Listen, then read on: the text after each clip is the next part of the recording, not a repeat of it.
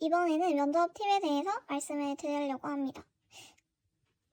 저의 개인정보에 대해서 말씀을 드리자면 저는 총 면접 3곳을 받고 결과적으로는 다 합격을 했습니다. 이제 더 자세한 거는 이제 어느 대학교를 합격을 했냐까지는 말씀을 드릴 수는 없지만 인서울이 포함이 되어 있다고 말씀드릴 수 있습니다. 그러면 본격적으로 말씀을 드릴 텐데요. 바로 면접 기간입니다. 제가 추천드리는 면접 기간은 3에서 4주예요. 준비 기간은. 근데 제가 여기 밑에 게으른 사람이라고 말씀을 드렸죠. 저 같은 경우에는 조금 게으르기 때문에 미루고를 아주 잘합니다. 그렇기 때문에 저는 3, 4주를 기본적으로 깔고 가셔야지 될 수 있다고 생각을 해요. 저처럼 게으르고 잘 미루는 분들한테는요. 그래서 저는 3주 정도 했을 때는 솔직히 조금 빠듯했던 것 같기도 해요. 그러니까 빠듯했다는 게 진짜 많이 남았다 정도는 아니고 한 과목 정도 준비를 못했던 걸로 기억을 하거든요. 근데 저처럼 미루지 않고 그냥 정해진 데에 바로 이렇게 탁 할 수 있으신 분들이라면 2주를 추천드립니다.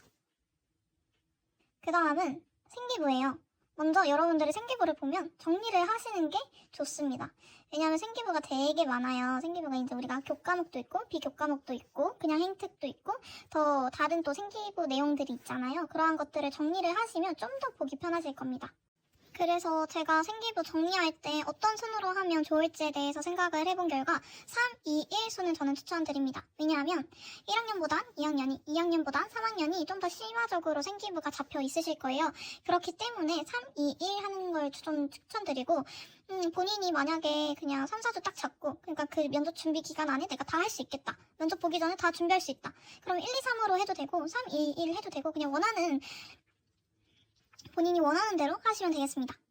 제가 어떻게 생기부를 정리를 했는지 말씀드리도록 할게요. 먼저 습득이 이렇게 있을 거 아니에요. 첫 번째처럼. 근데 저는 이런 식으로 합니다.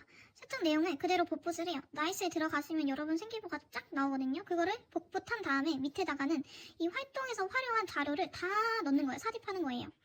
문서도 있고 사진도 있고 또 논문도 있고 여러 그런 뭐 뉴스 기사라든지 되게 여러 가지가 있을 거 아니에요. 그러한 것들을 다 밑에다가 넣으시면 됩니다. 그 다음에 두 번째는 뭘 하냐면 여기 문장별로 끊어서 정리를 하는 거예요. 그리고 이 문장별로 끊은 다음에는 면접 예상 질문을 만드는 겁니다. 자, 예를 한번 들어볼게요. 땡땡 활동에서 이러한 계기로 땡땡 주제를 선정하게 됨이라는 문장이 있다고 쳐봅시다. 그러면 여러분들이 어떠한 걸 질문할 것 같으세요? 본인 면접관이라면 이러한 활동을 이러한 주제를 선정하게 된 계기는 어떻게 되신가요? 라고 질문할 수 있다는 거죠. 여기서 여러분들이 조금 간과할 수도 있는 게 뭐냐면 생기부에 나와 있는 건 질문 안 하겠지? 라고 생각하실 수 있으세요. 근데 아니에요. 오히려 나와 있으니까 확인 질문으로 하실 수 있습니다. 면접관 분들이. 그러니까 그래서 여러분들이 꼭 3가지는 챙기셨으면 좋겠는데요. 바로 계기, 탐구 내용, 느낀점이에요. 이 3가지는 너무나도 기본적인 건데 너무나도 기본적인 거여서 더 중요해요. 그래서 나는 솔직히 예상 질문 다른 거 못하겠어 하시는 분들은 이 3가지만큼은 제발 잡고 가셨으면 좋겠습니다. 왜냐하면 생기부 안에 우리가 계기가 다 들어가 있지 않은 생기부도 있고 그러다 보니까 싹 다 정리를 하신다면 여러분들한테 큰 도움이 될 거라고 저는 감히 예상합니다. 그리고 두 번째는 본인 희망학과 관련된 생기부와 관련되지 않은 생기부를 분류시키는 건데요. 여러분들이 A라는 학과를 가고 싶어 한다고 예를 들어 보았을 때 그 A 학과와 관련된 생기부가 있고 관련되지 않은 생기부가 분명히 있을 수밖에 없어요. 없을 수도 있지만 그렇기 때문에 보통 당연히 내가 A라는 학과를 지원을 했을 때 면접관 분들은 이 A 학과와 관련된 질문을 하지 관련되지 않은 질문은 하지 않아요. 그렇다고 안 하는 건 아닙니다. 할 수 있죠. 근데 본인이 시간이 부족해. 관련되지 않은 생기부까지 챙길 수가 없어. 그러면 그냥 버리시고 본인 희망학과와 관련된 생기부만 열심히 보세요. 2마리 토끼 다 잡으려고 하다가 다 놓쳐버립니다.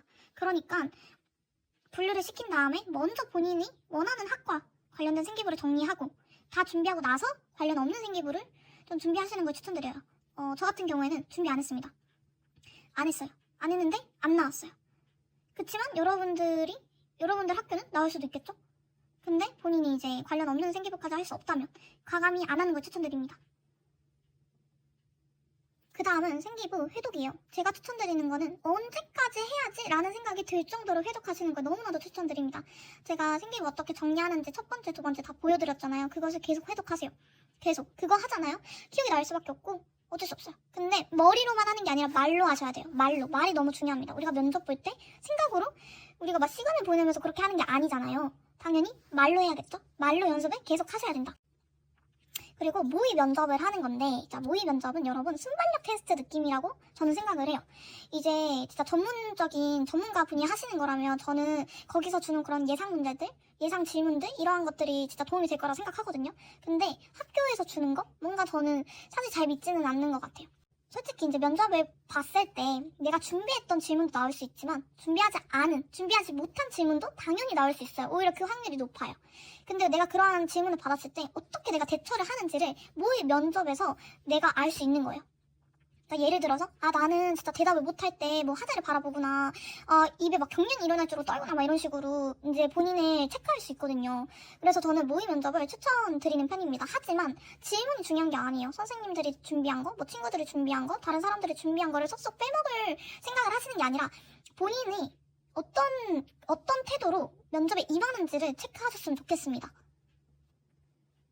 그리고 학교 정보를 확인을 해야 되는데요. 여러분, 가장 기본적인 질문이 뭐라고 생각하세요? 저는 이 학과를 지원하게 된 계기가 어떻게 되시나요? 라고 생각을 합니다.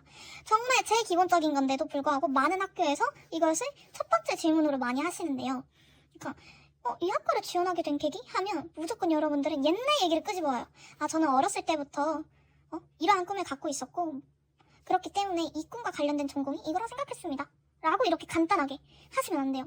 그러니까 지원하게 된 계기를 물어보는 것에 대해 이제 뜻풀이를 해드리자면 너가 다른 학교도 아닌 우리 학교랑 우리 학교에 이 학과에 왜 지원을 하게 된 거야? 왜 공부를 하고 싶은 거야? 를 확인하고 싶은 거예요. 그러니까 이 학교만의 특색 그리고 무엇보다 중요한 건 이 학교에 있는 이 학과 그러니까 자기가 가고 싶은 이 학과의 특색에 대해서 알아보는 거예요. 그러니까 다른 학교와의 차이점이 뭐냐고. 이게 너무너무 중요해요. 그래서 여러분들이 지원하게 된 계기에 대해서 말씀드릴 땐 저는 첫 번째 이 학교의 특색 그리고 이 학과의 특색이 더 중요해요. 이거는 무조건 잡고 가셔야 되고 그리고 두 번째는 본인이 고등학생 때 했었던 활동들이 있잖아요. 그것을 기반으로 이유를 만드는 거예요. 이유가 없더라도 만드셔야 됩니다. 우리는 그걸 확인하려고 이 질문을 하는 거니까요. 그러면 이제 옛날 얘기 꺼내면 안 되나요? 라고 생각하실 수 있는데 해도 돼요. 근데 해도 되는데 그것만 하면 안 돼요. 무조건 이 세 가지를 말씀을 드려야 됩니다. 이 두 가지를. 그러니까 학교의 특색, 그리고 이 학과의 특색, 그리고 이제 본인 고등학교 활동을 기반으로 한 그 진짜 명확한 이유. 그것들을 잡고 가셔야지 옛날 얘기를 꺼내도 되는데 그냥 옛날 얘기만 꺼낸다? 그러면 좀 이걸 물어본 의도와는 다르게 되는 거죠. 저는 이게 너무 중요하다고 생각을 합니다. 마지막으로 실전 면접입니다. 마인드 컨트롤 너무나도 중요합니다. 왜냐하면 이제 긴장이 되다 보면 말이 안 나와요. 근데 긴장이 되는 요소가 되게 다양할 거예요. 그 분위기도 있을 테고 그냥 이 학교가 너무 원하니까 오히려 더 긴장이 될 거 아니에요.